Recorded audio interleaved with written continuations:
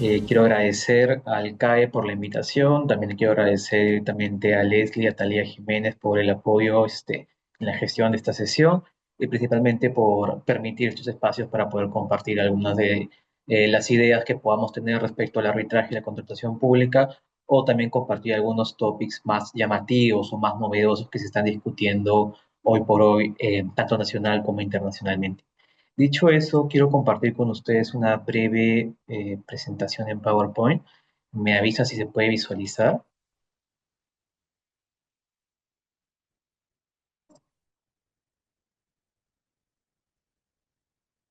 Me comentan. Sí, sí se visualiza, Sebas. Muchas gracias, Leslie. Bueno, para dar inicio a esta sesión, primero comentarles que esta sesión se va a tratar netamente de los fundamentos del arbitraje, pero también he querido poder agregarle un poco más de lo que está referido hoy por hoy a la contratación pública vinculada al arbitraje. Entonces sí considero necesario, y como me lo ha expresado el CAE, abordar estas nociones principales para luego en las siguientes sesiones poder abordar temas vinculados a las controversias más recurrentes en temas de construcción, ejecución de obras y todo lo demás, así como proyectos en infraestructura. Teniendo en cuenta eso, sí me gustaría iniciar presentándole el pequeño índice, lo que se va a abordar en esta sesión. Vamos a iniciar definiendo lo que es el arbitraje a través de la práctica, a través de su evolución como mecanismo alternativo de resolución de disputas y a través también de lo que es la doctrina, para luego pasar a las características del arbitraje y primero ver qué es lo que lo define y lo diferencia frente a otros mecanismos alternativos de resolución, ¿no?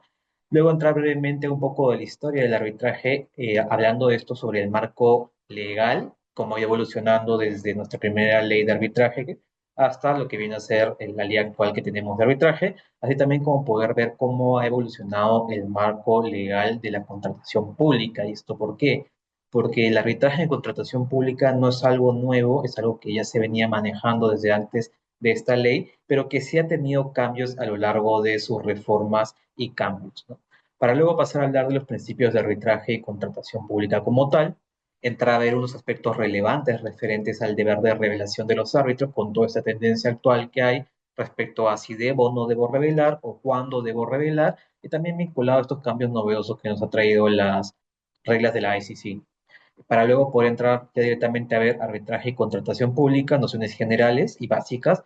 Luego pasaremos a ver un poco la aplicación de los nuevos requisitos en el tiempo, referente a estas disposiciones mediante opiniones o mediante directivas que ha emitido el OS desde el inicio de este año para ver cómo se configura en la práctica habitual. Y finalmente vamos a ver un poco el proceso estándar de arbitraje. Dejando todo eso en claro, podemos comenzar con lo que es concepto de arbitraje. Y para todo esto me gustaría que si tienen alguna consulta o pregunta la hagan llegar a través de del chat que hay en Zoom o levantando la mano. Yo la verdad no tengo ningún problema. Estoy muy contento de responder cualquier duda o inquietud que tengan a lo largo de la exposición. Dicho esto, para comenzar a hablar de arbitraje, primero tenemos que definir qué es el conflicto, ¿no? El conflicto, como lo señala Rivas y Gino Rivas y La Rosa, es un fenómeno social en el que dos o más partes perciben que tienen intereses contrapuestos y exteriorizan dicha percepción a través de conductas dirigidas a obtener una respuesta para el mismo. Y acá hay cuatro elementos muy importantes que resaltar. Primero, para hablar de un conflicto y poder sostener luego que esto es aplicable al arbitraje, tenemos que estar frente a el primer elemento, que son los sujetos. Puede ser uno, puede ser dos o puede ser más de dos, no puede ser nunca uno. ¿Por qué? Porque requerimos que luego esto de acá se materialice en un conflicto. ¿Y cómo se da esto? Cuando dos partes tienen intereses distintos, que es el segundo elemento, los intereses distintos como tal, para luego ¿qué? Evaluar un tema de que si se ha exteriorizado o no. ¿Por qué? Porque si no se exterioriza el conflicto, no puede ser materia de conocimiento de un tercero como lo es el árbitro o como también lo puede ser el juez que se lleva a la jurisdicción ordinaria, ¿no? Y luego ver el tema del objeto, qué es lo que se busca cuando los sujetos ya tienen intereses distintos, los están exteriorizando, pues obtener una respuesta o una solución para el problema. Y esto es el objeto. Por lo tanto, para estar verdaderamente frente a un arbitraje, si lo hablamos desde la doctrina, necesitamos siempre que se configuren esos cuatro elementos. Sujeto, intereses distintos, exteriorización y el objeto como tal, que es la solución que buscamos que nos dé el árbitro. ¿Cuáles son las formas de resolución que tenemos? Esto es algo muy introductorio, muy básico, pero que nos va a ayudar a entender cómo es que está aplicándose el arbitraje en contratación pública. Y es que primero tenemos tres formas de las cuales siempre vamos a hablar: la autotutela, la autocomposición y la heterocomposición. Cuando nosotros hablamos de la autotutela, es algo que ya se está dejando de lado y ya se dejó de lado desde el siglo, inicios del siglo pasado, que básicamente cuando las partes buscaban solucionar sus problemas a través de ellas mismas. ¿Y cómo hacían esto? A través de lo que podría ser guerras, a través de lo que podría ser duelos, o a través incluso de lo que podría ser otros temas vinculados, ¿no? Entonces, ¿por qué se define la autotutela como tal? Hay que entenderla como justicia con mano propia. Ahora bien, luego de eso, ¿qué es lo que tenemos? Tenemos el método autocomposición o los autocompositivos. ¿Y qué son estos? Es cuando las partes deciden ceder parcial o totalmente su interés propio. ¿Qué es este interés propio que estamos hablando? Del que nos solucionen el problema que ha surgido. Y esto puede ser dado tanto unilateralmente como bilateralmente. Nunca significa que ambas partes van a estar satisfechas con esta decisión, pero sí por lo menos que otra persona, un tercero, va a poder entrar de alguna forma a poder advertir cuál es el problema, a brindarles soluciones, a poder estar apoyando a las partes en todo el desarrollo de el conflicto que puedan tener. Y finalmente los heterocompositivos, ¿no? Cuando hablamos de la heterocomposición y de estos métodos, estamos hablando de la solución del problema que va a ser dada siempre por un tercero ajeno. Acá no estamos hablando de una sesión parcial, estamos hablando de una sesión total para que este tercero pueda decidir respecto al problema que se tiene. Y lo más importante es que este tercero, la decisión que emita va a ser vinculante para las partes como tal. O sea, las partes no van a poder cuestionar la solución al conflicto que este tercero ha planteado. Y acá es donde nos interesa ver el tema de arbitraje, el tema de procesos judiciales y el tema de otros vinculados, ¿no? Dicho esto, tenemos ya los conocidos métodos de eh, resolución de disputas alternativos, ¿no? Los MAR, que también son los ADR en inglés, que son los Alternative Dispute Resolution. Y entre estos tenemos principalmente los siguientes. Tenemos los vinculados a la negociación, que es un proceso de comunicación mutua destinado a llegar a un acuerdo. La mediación es una negociación asistida en la que participa un tercero, pero este tercero no tiene fuerza vinculante para forzar a las partes o adoptar una decisión por su propia cuenta. Sino más que nada es un tercero que se va a encargar de facilitar la comunicación entre las partes. Finalmente, tenemos dentro de estos métodos la conciliación, que es básicamente, al igual que el anterior, una negociación asistida por un tercero, pero este tercero va a tener un rol adicional.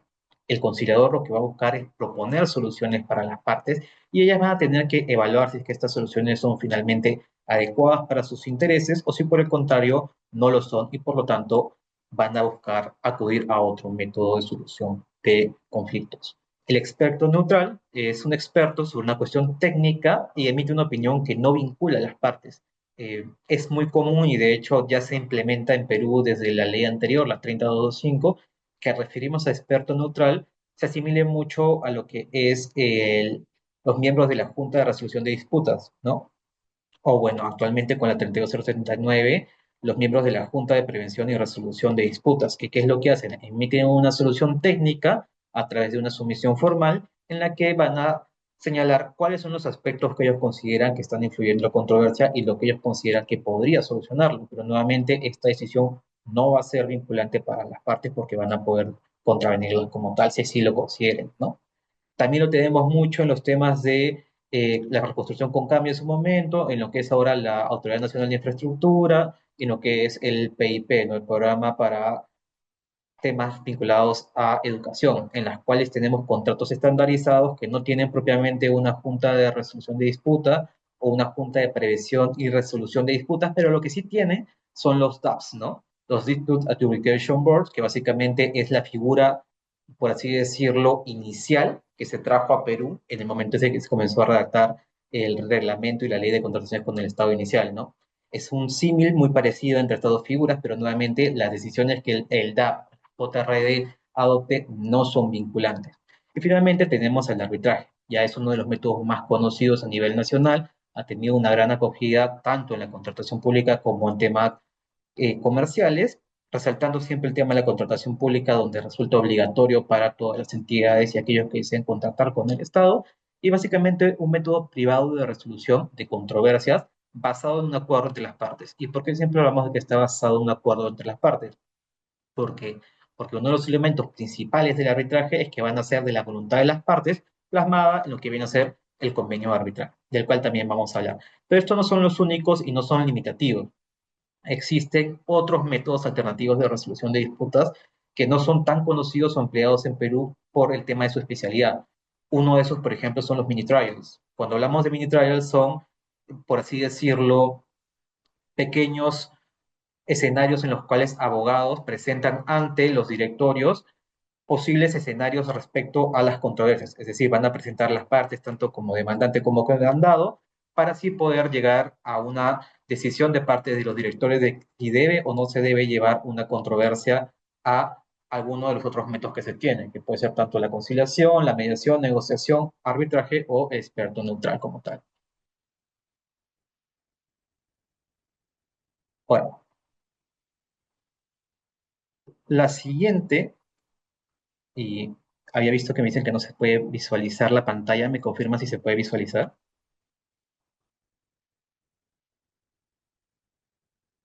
Sí, ok,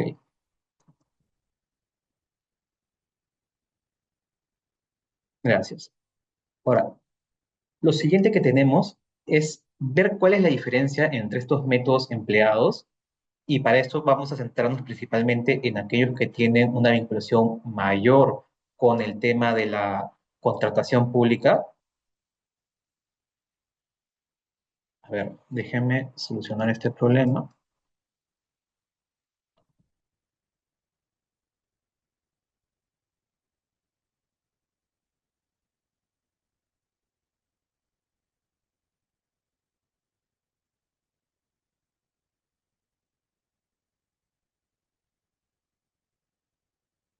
Ahora me confirman si lo pueden visualizar.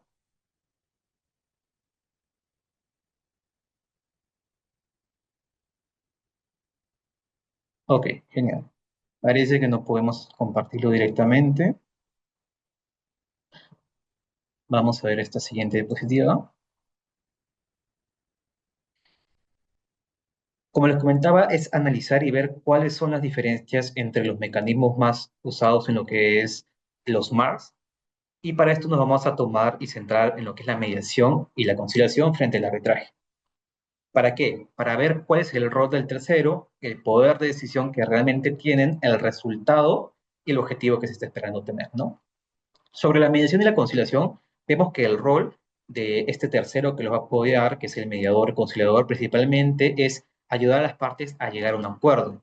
Frente al arbitraje, que el rol del tercero, llámese árbitro, es poner fin a la controversia entre las partes. Acá no estamos hablando de que va a consultar respecto a las partes sobre la decisión que adoptar, sino que analizando ya las posiciones de ambas, es que va a emitir su razonamiento, su resolución como tal a través de este lado.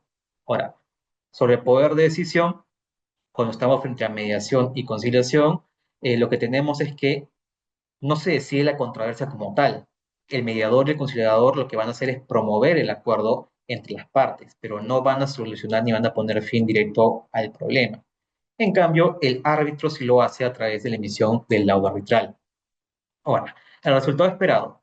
El resultado esperado cuando estamos frente a una mediación o una conciliación siempre va a ser un acuerdo entre las partes que es muy distinto a lo que viene a ser el laudo arbitral. Y finalmente, el objetivo que se busca con estos métodos son, primero, en cuanto a la mediación y conciliación, es colaborar a que las partes sean las que lleguen a un acuerdo. ¿Y por qué decimos esto? Porque nuevamente el mediador y el conciliador lo que va a hacer, y su trabajo siempre va a ser, es guiar y proponer a las partes soluciones para adoptar entre ellas, pero no las va a forzar. Su decisión no va a ser una que pueda forzar la voluntad de estas. En cambio, en el arbitraje, si se pone fin al problema, si las partes lo han decidido como tal, el árbitro va a ser quien va a poner fin al problema y solución, por tanto.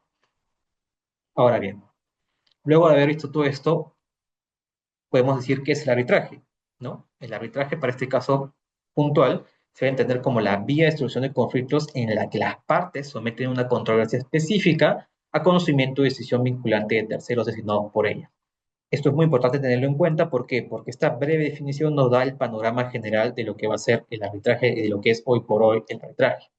Es una vía de solución de conflictos mediante las cuales las partes someten esta controversia y lo someten a través de qué? A través de incluir una cláusula arbitral en el contrato y piden específicamente que los árbitros o quienes vayan a ser árbitros tengan un conocimiento de esta y finalmente emiten el laudo que va a ser vinculante para ambos. Habiendo dejado claro entonces qué debemos entender por arbitraje, veamos un poco lo que son las características o elementos que lo componen. Entonces, en cuanto al arbitraje, cuando nos referimos a este, vamos a ver primero y tenemos que evaluar cuáles son las materias arbitrales. ¿Por qué? Porque en el Perú tenemos una ley general de arbitraje, una ley de arbitraje que nos refiere respecto a que todas las materias que van a ser de libre disposición van a poder ser arbitrales. Entonces, tenemos un marco para el actuar del arbitraje. Si bien el arbitraje puede ser pactado por las partes libremente, tiene un límite en lo que es considerado materia arbitral. Ahora bien, este tema de materias arbitrales también encuentra su límite propio cuando estamos frente a la contratación pública. ¿Y esto por qué? Porque la ley y el reglamento han establecido que existen ciertas materias que no van a ser posibles o no van a ser susceptibles, mejor dicho, de poder llevarse a arbitraje, independientemente de que sean materias de libre disposición. El legislador en su momento ha optado por esta decisión para de alguna forma poder limitar qué es lo que se va a conocer y cuál va a ser el límite de la actuación de las partes respecto a las actuaciones propias de las entidades, ¿no? Ahora, el siguiente elemento importante es que el arbitraje siempre es voluntario. ¿Y esto qué significa? Que debe haber un acuerdo para someterse a arbitraje, y en el Perú por lo menos esto se da a través del convenio arbitral. Bueno, la formalidad que se espera, y está muy a todo de la mano del tema de que lo caracteriza el arbitraje como voluntario, es que, por lo menos en el Perú, lo que se espera, y con la ley de arbitraje actual, es que el arbitraje conste por escrito, y por escrito, o cuando nos referimos a por escrito, puede ser propiamente dentro del arbitraje, dentro de la cláusula arbitral, puede ser a través del intercambio de correos, si es que no estamos frente a un arbitraje en contratación pública, puede ser incluso mediante mensajes o cualquier sustento escrito que nos dé fe o que pueda acreditar que efectivamente las partes han llegado a un acuerdo respecto a someterse a arbitraje a través de ese mensaje o ese correo o incluso ya ese documento que contenga la cláusula o el convenio arbitral. Y acá nuevamente soy enfático en que esta definición aplica más que nada para temas de lo que no es contratación pública. Cuando estamos frente a contratación pública, actualmente por lo menos, sí tenemos una cláusula arbitral que está definida en las bases de procedimiento de selección y que posteriormente va a estar plasmado en el contrato que van a celebrar las partes, o en el caso de órdenes de compra, también están sometidas a lo que disponga la ley de contratación pública y su reglamento. Entonces, ya no tenemos estos problemas de qué debemos entender por formalidad por escrita. El caso distinto es siempre los temas comerciales donde sí pueden haber discusiones respecto a esto porque normalmente las partes podrían no pactarlo directamente en el contrato, pero sí posteriormente a través de correos, a través de incluso mensajes de texto o por otro medio expresarlo así. Ahora, otra característica que también representa mucho al arbitraje es la separabilidad del convenio. ¿Y qué entendemos cuando hablamos de separabilidad de convenio? Este es un principio muy importante. ¿Por qué? Porque puede ser que la controversia surja respecto a que el contrato, donde está la cláusula arbitral, el convenio arbitral, sea ineficaz o lo que se busque sea declarar su nulidad.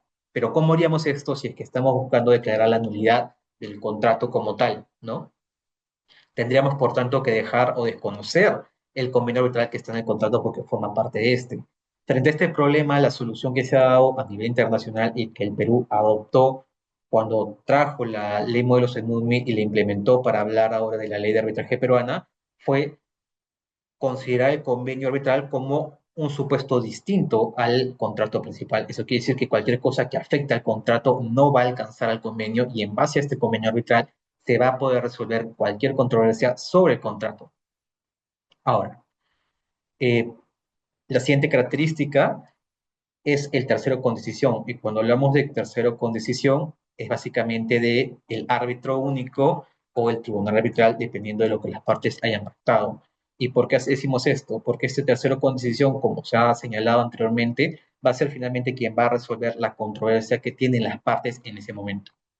Y finalmente, la característica de decisión vinculante que ya le hemos mencionado, que es que a través de este laudo, el árbitro va a poner fin a la controversia definitiva, ¿no? Y contra este ya no van a poder las partes presentar nada más, independientemente de que puedan presentar los recursos contra el laudo, o bueno, los recursos no impugnatorios contra el laudo, que ya los conocemos, o incluso pretender posteriormente su anulación, porque hasta el momento que la anulación no sea resuelta, en realidad el laudo es eficaz y exigible para las partes. Dicho esto, vamos a entrar a hablar un poco de la naturaleza del arbitraje. Yo sé que ya muchos de ustedes han escuchado hablar de este tema de qué es el arbitraje o qué da origen al arbitraje, si es contractual, si es jurisdiccional o si es de naturaleza ecléctica. Y ya en el Perú, por lo menos, tenemos una sentencia del Tribunal Constitucional que nos da nociones, o mejor dicho, pone fin a la discusión. Pero siempre es bueno tenerlo en cuenta. ¿Por qué? Porque nos permite analizar en algunas situaciones cuál es en realidad el razonamiento de los árbitros al momento de resolver. Cuando estamos frente a la teoría contractual, lo que se busca es sostener que el arbitraje nace de la voluntad de las partes y de la voluntad de las partes como tal expresa en el contrato, es decir, que tiene su origen en el contrato.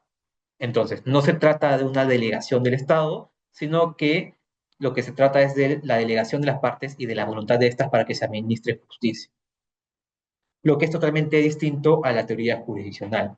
Bajo la teoría jurisdiccional, el arbitraje no depende de la voluntad, sino que va a depender del Estado.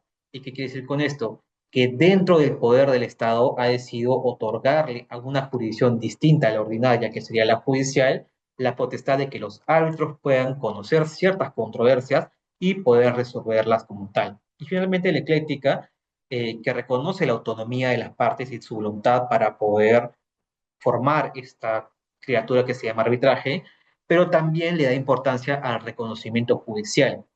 Entonces, estaríamos frente a una teoría mixta que toma los elementos de la voluntad de las partes como tal, pero también la necesidad del Estado de poder otorgarle jurisdicción a tribunales privados como lo es los arbitrales.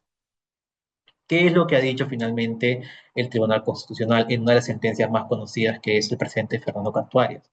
Lo que ha señalado es que la facultad de los árbitros para resolver un conflicto de intereses no se fundamenta en la autonomía de la voluntad de las partes del conflicto, prevista en el artículo 2, inciso 24 de la Constitución, sino que tiene su origen y en consecuencia su límite en el artículo 139 de la propia Constitución.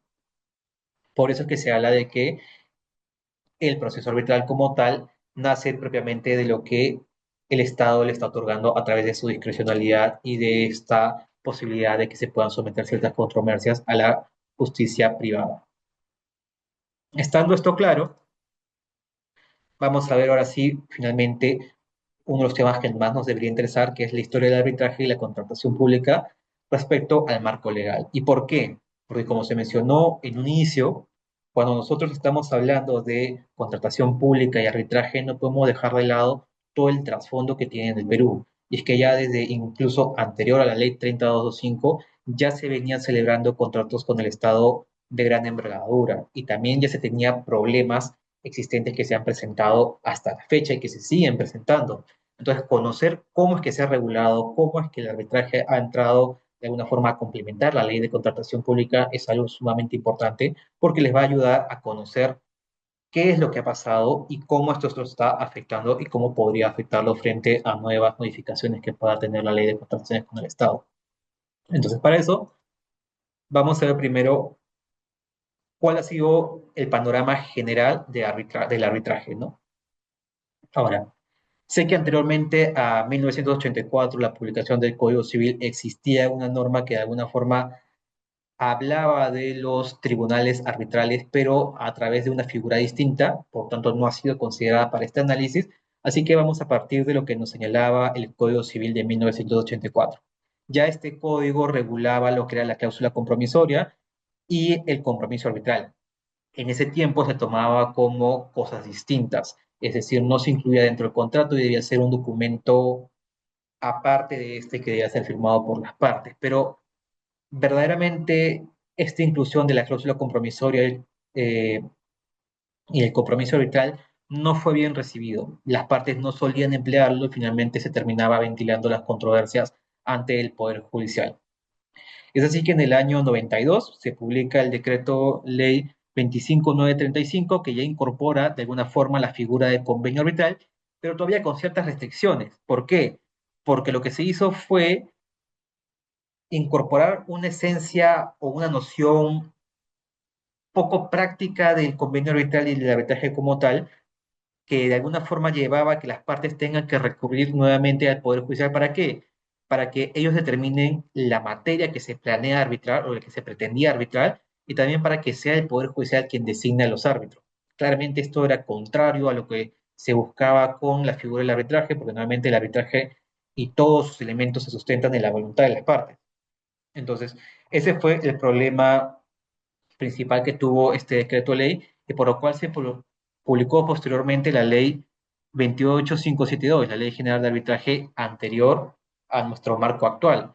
¿Y qué hacía esta ley? Esta ley en el año 96 ya recogía a líneas generales todo lo que conocemos de arbitraje, todas las nociones generales que se tenían, si bien es cierto, era limitada en algunos aspectos, ya recogía la esencia del convenio arbitral y por lo tanto nos permitía a nosotros como partes poder actuar ya en un marco más claro de lo que debe entenderse por arbitraje.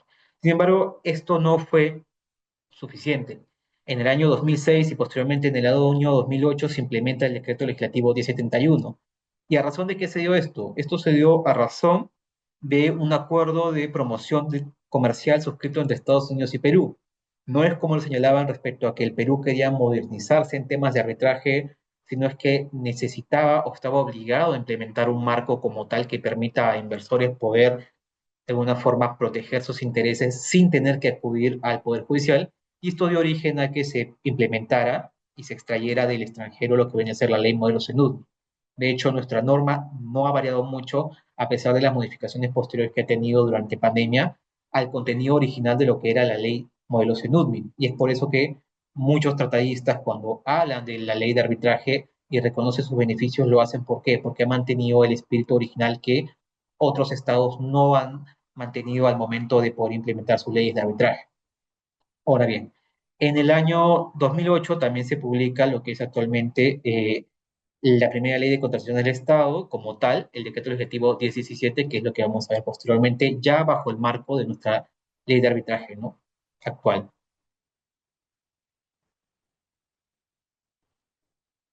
Ahora, teniendo en cuenta eso, ¿qué es lo que ha regulado la contratación pública?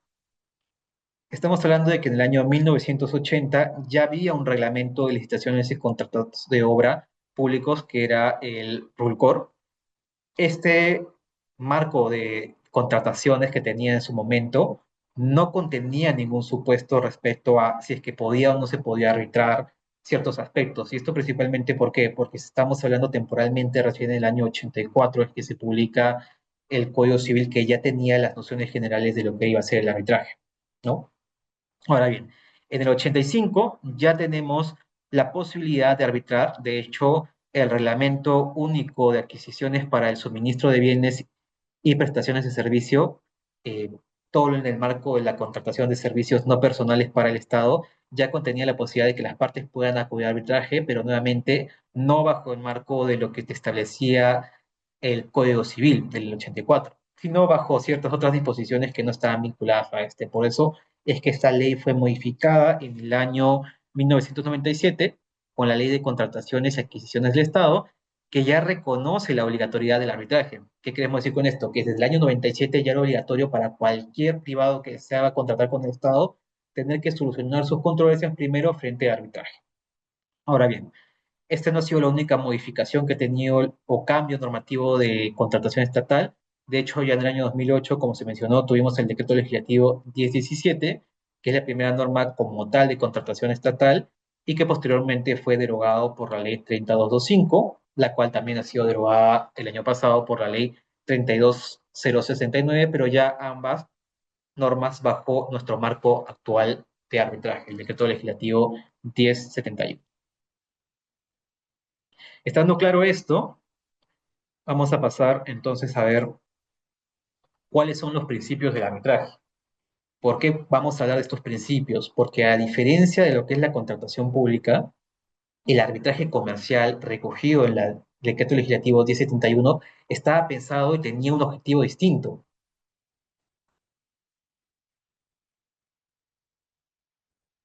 A ver, tenemos una pregunta.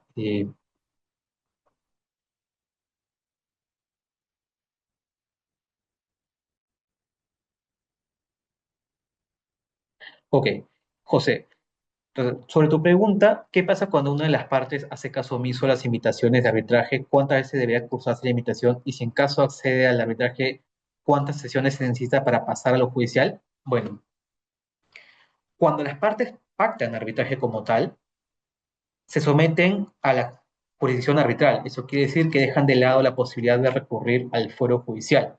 En otras palabras, no vas a poder ir a vía judicial, tienes que resolverlo en arbitraje. ¿Y cuántas veces tienes que invitar una parte? Bueno, es algo que vamos a ver adelante también, pero sí es importante tener en cuenta de que basta que tú curses la solicitud de arbitraje al centro de arbitraje, en caso sea un arbitraje institucional, para que el centro de arbitraje se lo remita a la parte contraria y ésta pueda contestar la solicitud. Independientemente de que esta parte conteste o no la solicitud, el proceso arbitral va a continuar. Eso quiere decir de que no importa de que si contesta o está presente en las audiencias o presenta una demanda, perdón, una contestación de demanda u otro. No. Basta simplemente con que ya se haya iniciado el proceso arbitral para tenerlo como tal. Y si no se presenta o no se persona el procedimiento como tal, entonces estaríamos frente a una parte renuente. Pero igual los árbitros tienen la potestad y las facultades para continuar solucionando y conduciendo el conflicto independientemente de que la parte se haya presentado o no. Ahora, ¿hay problemas respecto a si no se presenta una parte? Sí, hay problemas. ¿Por qué? Porque la parte que no se presente va a entorpecer de alguna forma el proceso. ¿Y esto por qué lo digo? Porque es común que en la contratación pública se tenga o ya sea un árbitro único o el caso que sí nos causaría algunos temas de retraso, que se haya pactado un tribunal arbitral. Y acá el actuar de las partes es de tener que nombrar cada uno a un árbitro y que éstas puedan luego nombrar al presidente. Si una parte no estuviera presente, va a entorpecer o va a demorar el proceso, pero no lo va a detener. ¿Por qué? Porque nuestra ley de arbitraje y los reglamentos institucionales permiten que los centros de arbitraje puedan solucionar este problema mediante designaciones propias del centro, ¿no? Pero nuevamente, no hay ningún problema si es que una parte no se presenta, se va a calificar como renuente y lo que se va a hacer es proseguir con el arbitraje sin esta. Se va a emitir el laudo, si la parte no se presentó en ningún momento, este laudo igual va a ser efectivo contra esta parte. Así que no habría ningún problema. Ahora, sí dejar en claro de que si ya has pactado el tema de arbitraje, no puedes recurrir al Poder Judicial. Dicho esto, vamos a ver los principios del arbitraje y a qué nos referimos con esto principalmente. Como les mencionaba, en la contratación pública, estos principios pueden verse limitados o no aplicarse. Y eso es lo que quiero ahora poder detallarles, ¿no? Ahora, nuestra ley de arbitraje, el decreto legislativo de 71, en el artículo tercero, tiene unas nociones de principios de arbitraje. Particularmente yo considero que muchas de estas disposiciones en realidad son reglas, pero el legislador al momento de plantearlo lo ha puesto como principios, ¿no? Y señala primero la no interferencia judicial. ¿Y qué es lo más relevante, lo más importante del numeral primero del artículo 3 de la norma? Es que no intervendrá la autoridad judicial, salvo en los casos en que esta norma así lo disponga. ¿Y esto para qué es? Por ejemplo, puede ser para el dictado de medidas cautelares previo a la constitución del tribunal arbitral o ya posterior a la emisión del laudo, puede ser para que conozca respecto a una anulación del laudo por las causales contempladas en la norma o para la ejecución del laudo. ¿Por qué? Porque a veces las partes no pueden ejecutarlo directamente y tampoco el tribunal arbitral y los árbitros tienen la competencia para forzar a una parte a acatar su orden. Entonces recurren a manera de apoyo, a manera de ayuda jurisdiccional, a que el Poder Judicial pueda ejecutar el laudo, ¿no? Luego tenemos la independencia arbitral. Eh, Nuevamente, el numeral 2 señala que el tribunal arbitral como tal y los árbitros no están sometidos a orden, disposición o autoridad que menoscabe sus atribuciones. ¿Y qué queremos decir con esto? Y ser enfáticos en que, por ejemplo, el Poder Judicial no podría intervenir en este momento para conocer respecto a algún aspecto que está siendo discutido o conocido en arbitraje. ¿Por qué? Porque crearía un conflicto respecto a lo que están conociendo.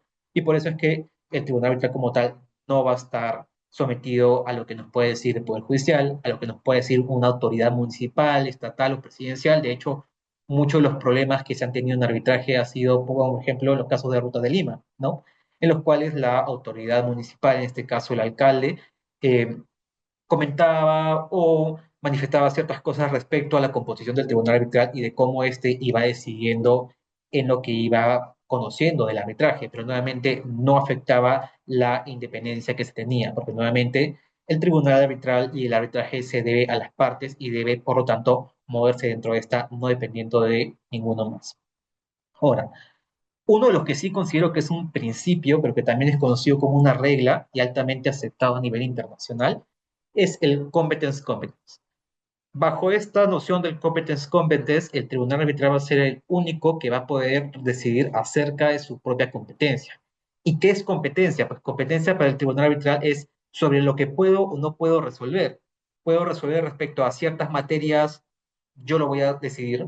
Puedo resolver respecto a una controversia que una de las partes dice que ya surtió la caducidad respecto a esta. Bueno, yo, tribunal arbitral, voy a decidir si es que está o no está en causal de caducidad la materia que se está conociendo, ¿no? Y esto es muy común en los arbitrajes de contratación pública, eh, sobre todo en la 3225, cuando teníamos ese problema con el artículo 45 de solución de controversias, que no, por ejemplo, definía todos los supuestos de caducidad vía ley, sino es que los definía vía reglamento. Entonces ahí el tribunal arbitral tenía que entrar a decir, oye, soy competente para conocer respecto a esta controversia pasado el plazo reglamentario, o por ejemplo puedo conocerlo porque el plazo reglamentario es eso, un plazo reglamentario más no un plazo que haya sido puesto por ley.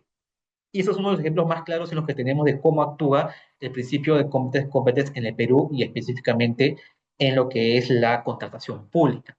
Ahora bien, este artículo no es el único que lo recoge, también tenemos el artículo 41, que propiamente te habla de la competencia para decidir del tribunal arbitral y que te señala que el tribunal arbitral es el único competente para decidir sobre su propia competencia, incluso cuando las excepciones u objeciones al arbitraje se hayan presentado. ¿Y por qué?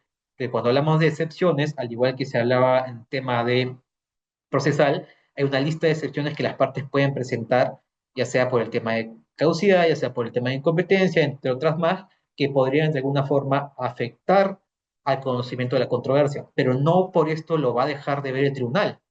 Por el contrario, el tribunal va a tener que analizar y va a tener que ver los argumentos de las partes para ver si es que tiene competencia. Si no lo tiene, va a declinar su competencia y posiblemente vayan a acudir posteriormente al Poder Judicial al no ser competentes, o va a decir que sí lo tiene y por tanto va a poder conocer el fondo de la controversia. Y esto es importante porque cuando estamos hablando de un tema de competencia, lo que se trata de evitar siempre es que los tribunales arbitrales entren a conocer el fondo, pero no necesariamente va a ser así. Hay controversias que sí o sí requieren que las partes entren a conocer por lo menos ciertos aspectos del fondo.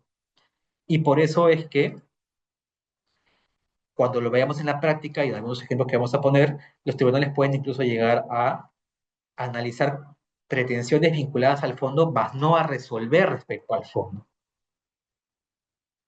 Dicho esto y estando claro, vamos a pasar a ver ahora sí algunos de los que considero son principios del arbitraje y que no están recogidos en ninguna norma así expresa, sino es que la práctica arbitral nos ha podido ayudar a construirlos, y no solamente la práctica arbitral nacional, sino que estamos hablando ya de una práctica altamente aceptada a nivel internacional. ¿Y qué es lo que tenemos? Primero, el básico y característico de todo procedimiento arbitral, la autonomía de la voluntad.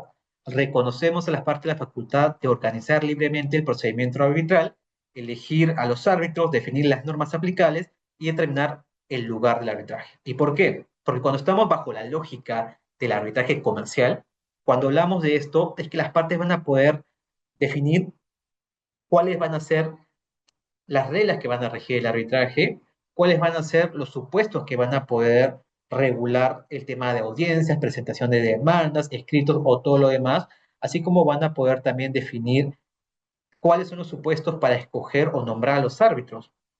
Esta lógica sí se encuentra un poco limitada o totalmente afectada cuando estamos en la contratación pública. ¿Por qué?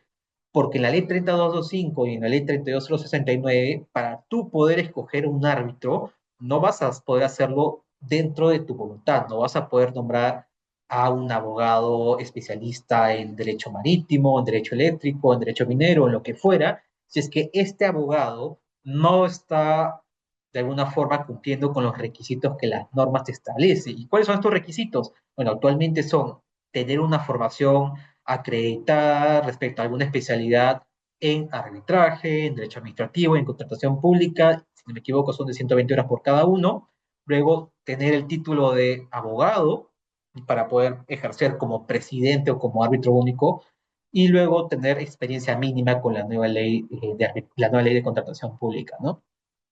Es totalmente distinto a lo que por lo menos tenemos en arbitraje comercial. Tú puedes nombrar a un abogado o no abogado para que conozca respecto a la controversia. Esto de acá se ve un poco limitado cuando estamos frente a contratación pública. Luego el tema de imparcialidad e independencia del árbitro, que sí está recogido en el decreto legislativo 1071, pero no dentro del apartado de principios. Por eso, por lo menos para mí, estos no son principios como tal, sino simplemente reglas generales de cómo se debe conducir el arbitraje. ¿Y qué es la imparcialidad e independencia del árbitro? Son dos principios distintos, imparcialidad e independencia, que los vamos a explicar más adelante, pero para fines prácticos es que quien resuelva la controversia no tenga un interés directo ni vinculado con ninguna de las partes. ¿Y por qué? Porque si tiene un interés vinculado con alguna de las partes, va a tender a resolver al favor de esta, independientemente de que esa parte tenga razón o no en la controversia. El siguiente principio es igualdad de las partes. Esto es un principio un poco procesal, pero igual se ha traído en la práctica arbitral, y es que cada parte va a tener la oportunidad de exponer sus argumentos y ofrecer las pruebas en condiciones equitativas. ¿Y qué significa esto? Significa de que los árbitros no deben hacer diferencias sobre las partes. Sí fue muy criticado durante el año 2017-2019 que existía cierta, por así decirlo, discreción de los árbitros en cuanto a admitir ciertas pruebas o no sobre algunos arbitrajes, ¿no?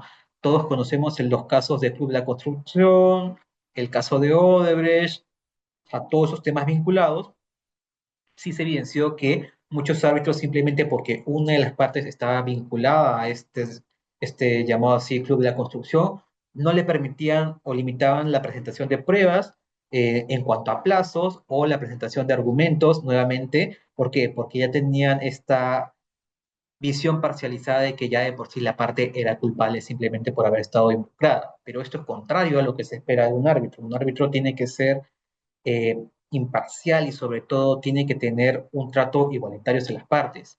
Si una de las partes está siendo procesada en otro proceso que no es el tuyo y no es de tu competencia, entonces debes igual brindarle el mismo trato que la otra.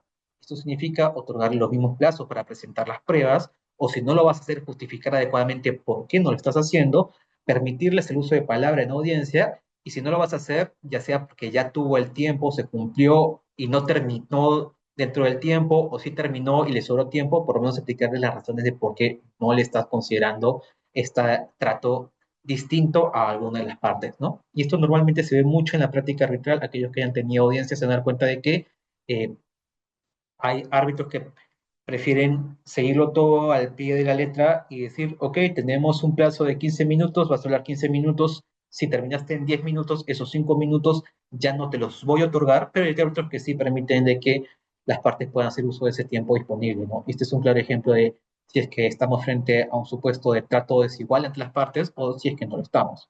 Luego el tema de celeridad y flexibilidad, y esto es un aspecto muy criticado cuando estamos frente al arbitraje nacional, por lo menos en Perú. ¿Por qué? Eh, Porque cuando estamos hablando de celeridad y flexibilidad, esperamos que el arbitraje se desarrolle de manera rápida y eficiente y que se eviten tácticas dilatorias u obstrucciones que de alguna forma eviten la optimización del tiempo.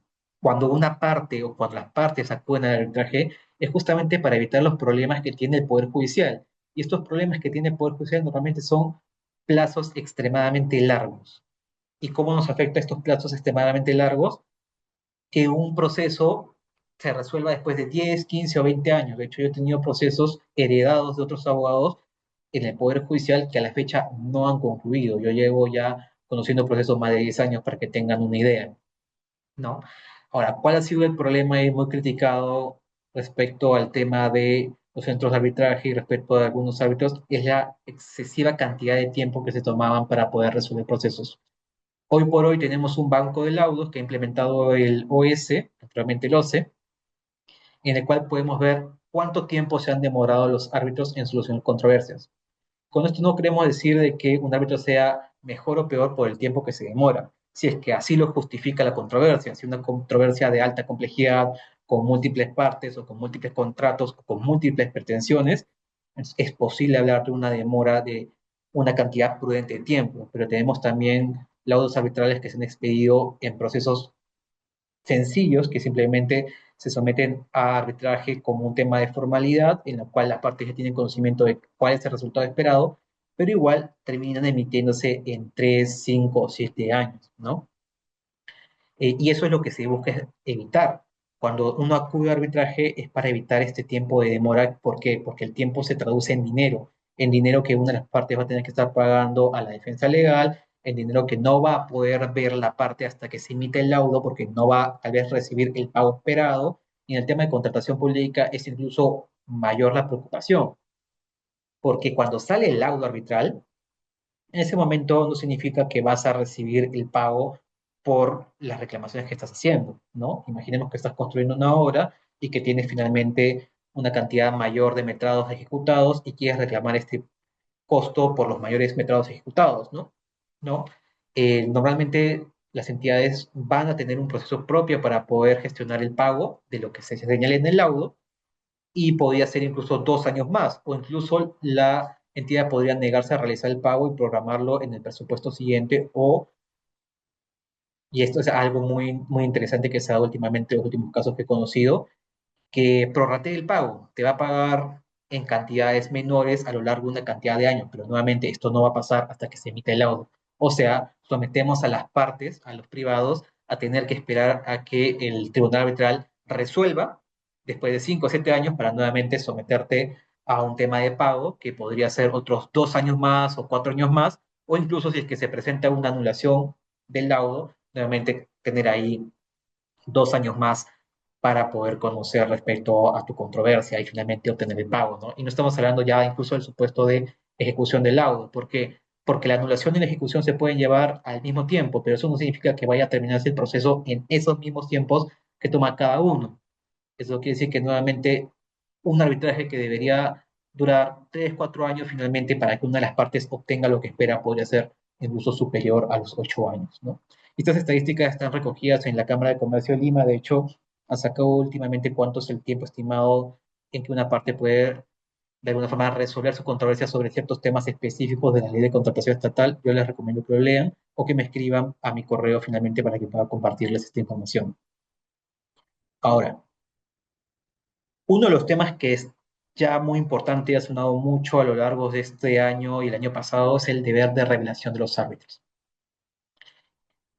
El deber de revelación de los árbitros como tal es la obligación ética y legal que tiene un árbitro de informar a las partes desde su nombramiento y durante todo el proceso arbitral. ¿Qué quiere decir con esto? Que el deber de revelación no termina con la solicitud arbitral que designa el árbitro y que posteriormente el árbitro presente su aceptación y en esa juntar su revelación respecto a las partes, respecto a los abogados, respecto a los gerentes, no, sino es que debe mantenerse a lo largo de todo el proceso arbitral. ¿Qué significa esto? Que si el árbitro, por ejemplo, omite revelar respecto a un nombramiento o nombramientos de parte de una de las partes en el proceso, podría ser una causal para buscar su recusación. ¿Por qué? Porque evitó revelarlo. Y esta es una tendencia que está siendo mayor adoptada por los centros de arbitraje. Ahora los centros de arbitraje están fiscalizando de forma más seguida que los árbitros revelen situaciones que de alguna forma puedan comprometerlos, ¿no? Esto también viene de la mano de la implementación del regajo que ya vamos a ver también más adelante. Pero básicamente lo que se trata es que los árbitros puedan informar respecto a cualquier situación que cambie su situación. Y como les mencioné, cuando hablamos del tema de principios y el tema de imparcialidad e independencia, son dos principios distintos.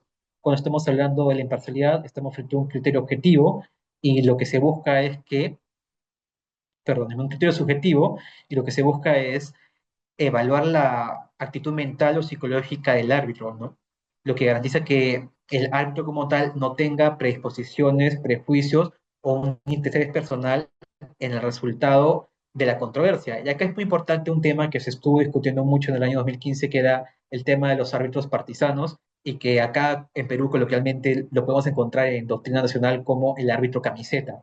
Ese árbitro que está encamisetado con alguna de las partes no sabemos por qué, pero puede ser porque está buscando de alguna forma hacerse un nombre en el mundo del arbitraje, o por el contrario, lo que está buscando es tener más nombramientos de parte de esa parte, pero no lo exterioriza. No sabemos exactamente por qué lo hace, pero sí sucede. Y ya en el año 2015 esto también fue discutido a nivel internacional. Mucho se hablaba de que la guía de las IVA, la directriz de las IVA sobre la imparcialidad de los árbitros en el arbitraje internacional no lo regulaba. Particularmente no considero que se deba regular el tema de hacemos cuando tenemos un árbitro camiseta o un árbitro partisano, pero sí podemos implementar métodos para evitar que eso suceda, ¿no? Y acá resaltar lo que implementó en su momento el Centro Internacional Iberoamericano de Arbitraje de Madrid, que implementaba un supuesto en el cual vamos a tener listas, y listas bajo las cuales se van a escoger el mismo centro quién va a ser el árbitro, que es una práctica, la verdad, muy positiva porque así evitamos el nombramiento reiterativo de los árbitros, que en su momento estuvo justificado por la existencia del RNA, pero que actualmente ya no lo está. Entonces, bajo este modelo que se evitaba es eso, evitar que una entidad designara 20 o 30 veces a un mismo árbitro bajo la excusa de que el universo de árbitros estaba limitado a lo que te diga el RNA y por lo tanto no había de dónde escoger, ¿no? Con este mecanismo que nosotros estamos comentando, que es el tema de el nombramiento por lista, que es el stack and check, por ejemplo, podríamos evitar o mitigar por lo menos que se vuelvan a nombrar reiterativamente los mismos árbitros, cualquiera de las partes, no solamente entidades, sino también puede ser incluso los mismos consorcios que actualmente tienen muchos procesos en tema de contratación pública con distintas entidades.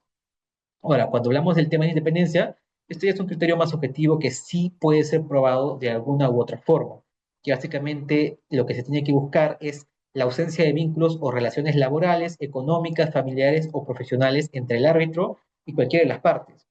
Y con esto también tenemos que llevarlo a la mano mucho con la ley de contratación estatal. ¿Por qué? Porque la ley de contratación estatal te pone un límite para el caso máximo para revelar, ¿no? Igual lo hacen los reglamentos. Entonces, en el supuesto que un árbitro haya sido empleado de alguna de las partes, si bien va a poder generar duda, no genera la duda justificada que sí te pide el decreto legislativo 1071, tiene que ser evaluado. Por ejemplo, si un abogado que hoy funge como árbitro en un procedimiento arbitral con una de las partes que fue su empleador hace 10 años es cuestionado, se evalúa de una forma distinta la relación laboral que existió. A diferencia de que si un abogado que es árbitro actualmente en el proceso ha sido nombrado por su antiguo empleador en los últimos 2 años o en el último año, en ese caso ya no debería aceptarlo, ¿no? Y eso viene mucho de la mano con las prácticas internacionales que ha desarrollado la IVA, que ha desarrollado la ICC, que ha desarrollado la ley modelo CENUMI, entre otras más, ¿no?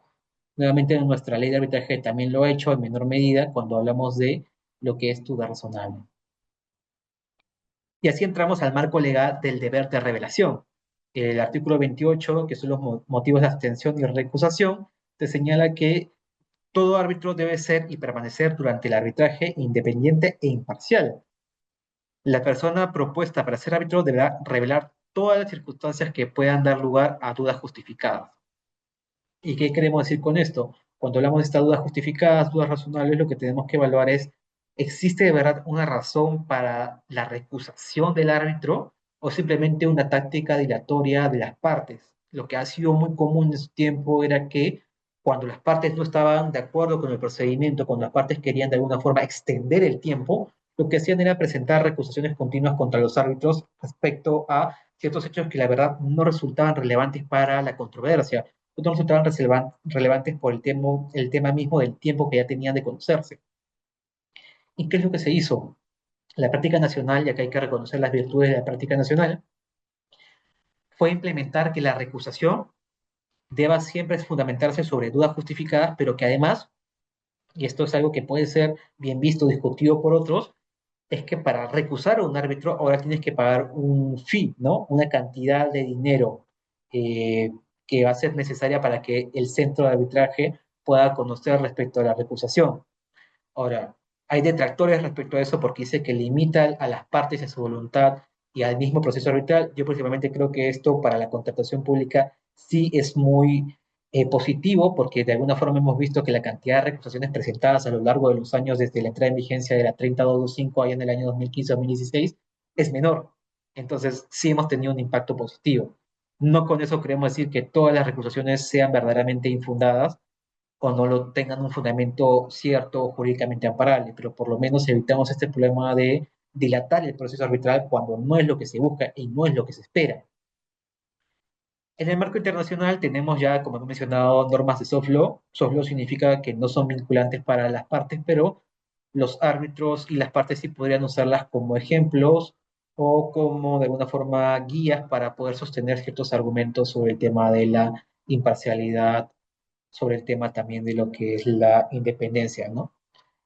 Ahora, acá precisar que estas normas sí podrían volverse parte del arbitraje propiamente si es que las partes lo han estipulado así en las reglas de arbitraje y por lo tanto el árbitro tendría que guiar su razonamiento respecto a la recusación en base a la normativa aplicable. Por ejemplo, es muy común que ahora se pacte en los centros de arbitraje nacional una disposición en el reglamento referente a que toda recusación va a tener que evaluarse de acuerdo a las directrices de la IVA sobre el tema de recusación de árbitros en el arbitraje internacional. Entonces el estándar se eleva más y hay que comenzar a hacer un análisis de lo que la IVA nos dice, ¿no? Y estos famosos listados de colores que tienen o pueden recurrir a otros supuestos que también sean aceptados a nivel internacional y que las partes hayan decidido implementar en las reglas de arbitraje. Ahora, ¿cuál es el panorama actual internacional? Hace unas semanas, más o menos aproximadamente, se publica el reglamento de la ICC del año 2026 y cuál ha sido una de las principales novedades que se ha introducido. Esta ha sido, en las disposiciones generales, el deber de revelar ante la duda. Es decir, si existe duda respecto a un hecho que el árbitro o posible árbitro, porque en realidad en este supuesto todavía no estamos frente a un árbitro nombrado, sino frente a un potencial árbitro a nombrar, el árbitro debe poner a conocimiento del secretario arbitral o de las partes esa situación de la cual tiene duda, ¿no? Yo tengo dudas respecto a si ante la duda debemos revelar. Hay cosas que podrían ser susceptibles de no ser reveladas por razones propias, comerciales de otras más, pero que la ICC se ha adoptado como un criterio razonable. Entonces, ante cualquier duda que el árbitro potencial pueda tener sobre la conveniencia de revelar información, se prioriza la revelación.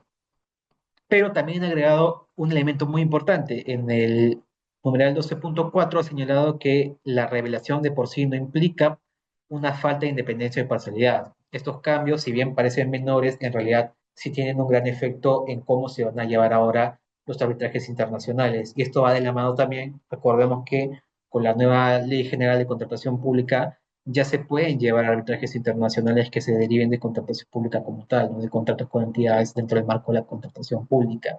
Y eso es muy importante y relevante tenerlo en cuenta al momento de que tal vez nosotros deseemos recusar a un árbitro por no haber revelado información que él no consideraba relevante, pero que finalmente sí tenía un impacto en el proceso. Y otro de los elementos más relevantes o más importantes a tener en cuenta es este uso, por ejemplo, de la inteligencia artificial. Hace ya aproximadamente 3 meses, en una sentencia de la Corte de Anulaciones de París, en la cual se hablaba de que un árbitro había usado inteligencia artificial para poder redactar un laudo. ¿Y qué es lo que sucedía con esto? Que lo que se vio al momento de analizar el laudo por el cual se pedía la anulación es que se había recurrido a inteligencia artificial que había generado información inexistente, había usado laudos o resoluciones judiciales que no existían, había citado fuentes doctrinarias que no se tenían. Entonces, esto fue lo que la Corte finalmente evaluó. ¿Y por qué lo pongo en si se debe revelar o no?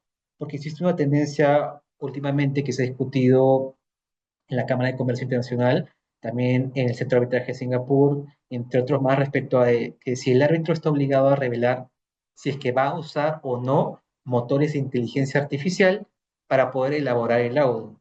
Ahora, con ciertas restricciones, claramente, ¿no? Si es que lo va a hacer para poder solamente redactar los fundamentos del laudo como tal, que son estos textos que nosotros ponemos referente a las posiciones de las partes, si lo va a hacer simplemente para analizar pruebas o no, pero nuevamente acá hay que tener mucho cuidado. Mucho cuidado, ¿por qué? Porque el trabajo del árbitro finalmente es a título personal y se espera que el árbitro sea quien elabore y quien verifique el laudo. Entonces, preguntémonos, ¿el árbitro debe revelar el uso de IA? ¿El árbitro debe revelar al equipo con el que trabaja? ¿Hasta dónde alcanza el deber de revelación? ¿Y por qué hago estas preguntas? Porque el uso de la inteligencia artificial no difiere mucho de lo que ya en la práctica se hacía. No es de desconocimiento de nadie que los árbitros, antes de la entrada de la inteligencia artificial e incluso con la entrada de la inteligencia artificial, resuelven los laudos de un equipo que los está apoyando constantemente. Eso quiere decir que no solamente es el árbitro que va a redactar el laudo que finalmente se está esperando, sino que esto de acá también lo va a ver o lo van a conocer otras personas distintas al árbitro, que puede ser otros abogados que lo apoyen, asistentes u otros más, ¿no? Entonces, en realidad, estos casos debe revelarlo el árbitro, porque finalmente el razonamiento del laudo es lo que las partes esperan.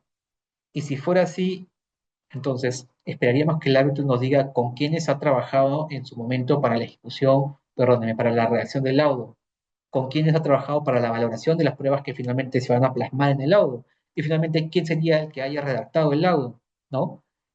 ¿Por qué? ¿Y por qué es tan importante en el tema de contratación pública a nivel de Perú? Porque tenemos una cantidad de arbitraje que se ventila anualmente, y esto podemos sacar cifras directamente de la Cámara de Comercio de Lima o incluso del mismo Centro de Resolución de Conflictos de la PUC, incluso mismo de ahora de este banco de laudos del OS y de las publicaciones que se hace respecto a cuál es la cantidad de laudos que puede tener un árbitro actualmente. Los mismos centros han tenido que regular que un árbitro no debe tener más de 30 arbitrajes para poder evaluar si es que va a poder o no va a poder ser nombrado, a pesar de que ya ha sido nombrado, ¿no? ¿Y por qué? Porque nuevamente esta cantidad de procesos arbitrales que va a conocer puede afectar finalmente cómo es que va a resolver o el tiempo que le va a dedicar a cada caso en particular. Mucho se habla del tema de la anulación por falta de motivación, pero a veces sí es necesario entrar a hablar de eso. Puede ser que el árbitro, por falta de tiempo, por ya no tener la capacidad de conocer más procesos, haya evitado evaluar ciertas pruebas. Y es algo que en la práctica arbitral y sobre todo en temas de arbitraje de árbitros no les gusta hablar. Pero lo cierto es que el árbitro no es omnipotente, va a tener siempre el apoyo. Hoy por hoy se habla de que el apoyo del árbitro es la inteligencia artificial, y esto ha sido porque ha sido muy grosero la forma en la cual se ha evidenciado el uso de esta, pero lo cierto es que antes de la inteligencia artificial, el árbitro ya tenía el apoyo de un equipo atrás de él. Y eso no significa que el árbitro no vaya a hacer el trabajo de por lo menos revisar el laudo que vaya a emitirse, pero sí debemos tener en cuenta de que podría o no podría afectar quién lo redacte. No lo sabemos porque normalmente y en la práctica actual no se pide que se revele quién es el equipo que apoya al árbitro, ¿no?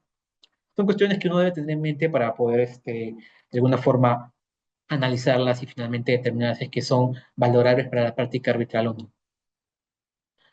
Ahora, ya estamos un poco con el tiempo, entonces quiero entrar a este tema de arbitraje y contratación pública. Eh, ya creo que esto se ha hablado mucho, que son las diferencias entre la ley 30225, que era la anterior ley de contratación con el Estado, y luego la 32069, que es la ley de contratación pública como tal. Y lo que regula sí ha cambiado en algunos aspectos, sobre todo para el tema de participar como árbitro. Por ejemplo, ya en la ley 30225 nos decían que para participar como árbitro uno debía ser abogado o experto o profesionales en otras materias, debiendo necesariamente tener conocimiento en contrataciones con el Estado. ¿Qué significa esto? Que por lo menos un bachiller en derecho o un no titulado, por así decirlo, o no colegiado, ¿no? Porque una cosa es el título que te devuelve a ti abogado y luego es la colegiatura, estaría limitado para ver ciertas cosas respecto a lo que es el tema de arbitraje, no podría ser árbitro, ¿no? Entonces lo que se espera es que el especialista que conozca, por lo menos tenga ya el título de abogado, independiente de que esté colegiado o no, pero también permitía que otros expertos o profesionales de otra materia puedan conocer el arbitraje. ¿Y a qué nos referimos con esto? Que tal vez puedan entrar a tallar ingenieros o otros más que conozcan de temas más técnicos, pero que ciertamente deben tener conocimiento de la ley de contratación pública, ¿no? Y en el caso del arbitraje ad hoc, sí se pedía que por lo menos bajo la 325 se pertenezca al Registro Nacional de Árbitros, llámese RNA. Esto ha cambiado con la ley 32069, sí. Te pide contar con un título profesional o equivalente, lo cual amplía más el supuesto de quienes pueden participar como árbitros, y la experiencia mínima de 3 años en el sector público en materia de contratación pública, porque ¿qué es lo que sucedía? Muchos árbitros entraban de parte del Estado que no necesariamente habían estado en las áreas de abastecimiento, en las áreas de contratación pública o en las áreas legales, entonces no tenían este conocimiento, este know-how que se esperaba. Y con estos requisitos extra lo que busca la norma es, de alguna forma, reducir estos problemas para que por lo menos, no decimos que con esto se solucione el problema, pero que por lo menos la persona que vaya a conocerlo tenga el conocimiento técnico, el conocimiento legal. Y en el sector privado lo que se espera del árbitro, o lo que se pide al árbitro es que por lo menos haya trabajado como árbitro, como secretario arbitral en algún centro de arbitraje, o que sea un profesional con experiencia en contratación pública. Puede ser un abogado que se dedique al litigio particular o que pertenezca a un estudio de abogados o que pertenezca a una consultora, pero que finalmente tenga experiencia en contratación pública. Luego, para participar como árbitro único o presidente de tribunal, acá sí hemos tenido unos cambios, ¿no?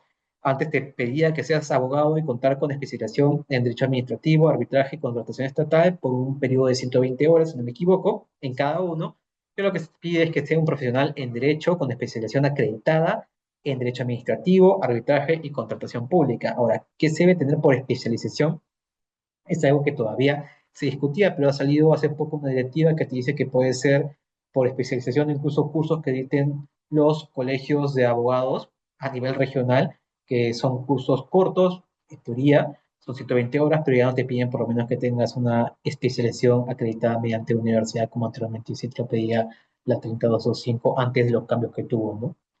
Ahora, ante falta de acuerdo, algo que sí es interesante es que se nombra al árbitro único, esa era la disposición de la ley 3225, si las partes no se ponían de acuerdo respecto a si vamos a tener un tribunal arbitral o un árbitro único, la ley te decía que se resolvía mediante árbitro único. Eso ha cambiado, ahora se nombra un árbitro único bajo la ley 32079, salvo que el caso que se conozca sea de alta complejidad o que la cuantía justifique la conformación de un tribunal arbitral. Y en cuanto a qué puede entenderse por un arbitraje de alta complejidad, lamentablemente ni la ley, ni el reglamento, ni las directrices que ha sacado el OS lo dicen, por lo menos en cuanto a la cuantía, se han establecido ciertos parámetros que podemos aplicar supletoriamente para decir, ok, como no se ha pactado, pero tenemos esta cuantía, entonces que sea por tribunal arbitral. Esperemos que ahora el OS, que hace poco ha sacado unas regulaciones específicas en materia de arbitraje y contratación pública, haya dispuesto algo más o que por lo menos en estos proyectos, cuando se publiquen finalmente, sí tome en cuenta esta necesidad de definir mejores algunos estándares para poder recurrir al tribunal arbitral en arbitrajes de alta complejidad. Ahora, en cuanto al registro, anteriormente y muy criticado en la 30225 se tenía el RNA, que básicamente era el Registro Nacional de Árbitros. Hoy por hoy ya no está vigente el RNA, pero lo que sí se espera es que los árbitros que se vayan a nombrar en contratación estatal formen parte de una institución arbitral que sea parte del registro del OS, ¿no? Este es regajo que por así lo han llamado. Ahora, tiene sus problemas, tiene sus ventajas, mucha gente lo critica, particularmente considero que es adecuado que se haya creado el regajo, pero sí resalto que es preocupante que a la fecha igual tengamos una alta cantidad de instituciones arbitrales, que era lo que se buscaba evitar. Antes de la entrada del regajo teníamos 500 o 600 instituciones arbitrales entre grandes y pequeñas, ¿no? Y se esperaba que con la entrada del regajo no tuviéramos una cantidad tan alta, pero a medida que pasaban las semanas, el número de instituciones arbitrales acreditadas aumentaba. Eso se debía a que muchas veces los requisitos mínimos que te pedía la norma, pues eran fácilmente saltados por las instituciones arbitrales nuevas, de lo cual no vamos a entrar ahora, porque claramente es un problema institucional que se tendría que ver, es un tema que vaya mucho con el tema ético de las instituciones arbitrales y de qué requisitos cumplen o qué verdaderamente no cumplen, pero es un tema que el OS va a tener que controlar en algún momento y que de hecho ya lo hizo. Durante un periodo de tiempo suspendió de nuevo la evaluación de la acreditación de las instituciones arbitrales, advirtiendo estos problemas de los cuales ya se venía hablando. La solución simplemente fue suspender los plazos para evaluar, pero no hay una solución como tal actual que por lo menos resuelva este problema. Ahora, otro tema interesante que nos trajo la nueva ley 32069, que ya fue modificada a inicios de este año por el Decreto Supremo 01-2026, ha sido la elección de instituciones arbitrales y esto ha dado mucho de qué hablar durante los primeros meses de este año, ¿no? Se mantiene lo referente al convenio arbitral, la cláusula en el contrato que contiene la institución arbitral, la cual debe pertenecer al regajo, no ha tenido cambios. la falta de acuerdo para ver si es que va a ser solucionado el problema mediante árbitro único o mediante tribunal arbitral, tampoco ha tenido cambios. Y las modificaciones, esto quiere decir las estipulaciones adicionales o modificaciones a convenio arbitral, tampoco han tenido cambio. Pero lo que sí ha tenido cambio, y es básicamente lo más importante, es cómo elijo a mi institución arbitral. La ley 32069 sin modificaciones te señalaba que el postor ganador elegía de la lista de instituciones propuestas por la entidad en las bases de procedimiento de selección a la institución arbitral a la cual acudiría en caso de que surgiera alguna controversia. Y en caso de falta de acuerdo, escoge la entidad, ¿no? Claramente esto es contrario a los principios de arbitraje de los cuales hemos hablado, pero hay que resaltar de que lamentablemente había sido algo que se mantenía desde la ley 30225. Con la modificación que se tuvo ahora en los primeros meses, se cambió totalmente esta aplicación, esta forma de elección. De hecho, se estipuló que ahora la entidad va a tener que proponer una lista de 3 instituciones arbitrales en las bases del procedimiento de selección. De esta lista propuesta en las bases, el postor ganador de la buena pro comunica a la institución arbitral a quién escoge, o si no escoge ninguna, le va a proponer a la entidad su propia lista de 3, y si la entidad decide no escoger ninguna, porque simplemente no le parece adecuada ninguna de estas, entonces se va a elaborar una lista acumulada de ambas listas de instituciones arbitrales y finalmente se va a realizar un sorteo, ¿no? Y este sorteo todo se va a conocer a través de la PADICO. Ahora, ¿cómo se va a realizar el sorteo? Hasta el momento no tenemos conocimiento, el OS no lo ha señalado, no lo ha definido y la PADICO como tal todavía no está vigente, entonces vamos a ver qué es lo que sucede en los siguientes meses, ¿no? Ahora, entremos ahora a uno de los temas ya finales, que es el tema de aplicación de los nuevos requisitos en el tiempo. ¿Por qué? Porque ha habido una modificación muy interesante que se ha dado con la ley 32069 y con su modificación de enero y febrero que se dio, pero que no se sabía cómo iba a afectar a los procedimientos arbitrales que se estaban iniciando antes de la entrada en vigencia de la ley 32069, como aquellos que se estaban iniciando de forma posterior, pero que tenían su inicio en un proceso de selección que se daba bajo la ley 30225, ¿no?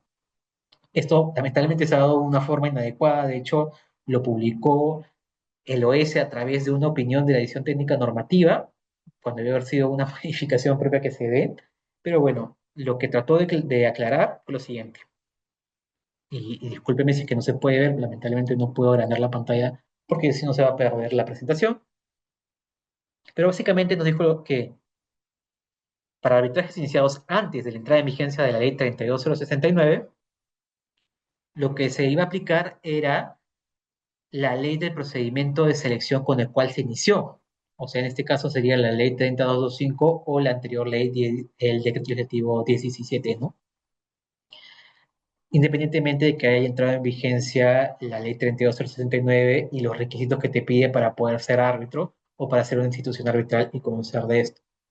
Ahora, para aquellos procesos arbitrales, y esto es muy importante, que tengan su origen en un proceso de selección anterior a la ley 32069, pero que el arbitraje haya iniciado posterior a su vigencia, entre vigencia, pues nos ha señalado de que sí o sí los árbitros y los centros de arbitraje deben observar y cumplir los requisitos que la ley 32069 nos ha señalado. Entonces, acá tenemos un problema, ¿no? Porque normalmente una parte, cuando inició su procedimiento, lo hizo bajo una norma específica, con ciertos criterios y parámetros para el tema de arbitraje y que lamentablemente, porque ha decidido iniciar el arbitraje posterior a la entrada de vigencia de la norma, va a tener que acomodarse a lo que la nueva normativa te dice. Esto es un tema muy, muy interesante, todavía no se han iniciado, de lo que hemos podido advertir, procedimientos arbitrales con la anterior norma cumpliendo los requisitos actuales, pero sí es algo que va a jugar en contra tanto para el nombramiento de árbitros como también para si es que una institución arbitral puede o no puede conocer de ciertos arbitrajes. ¿Esto por qué lo digo? Porque uno de los requisitos o de alguna forma de las limitantes para que las instituciones arbitrales puedan conocer ciertas controversias es el tema de la cuantía.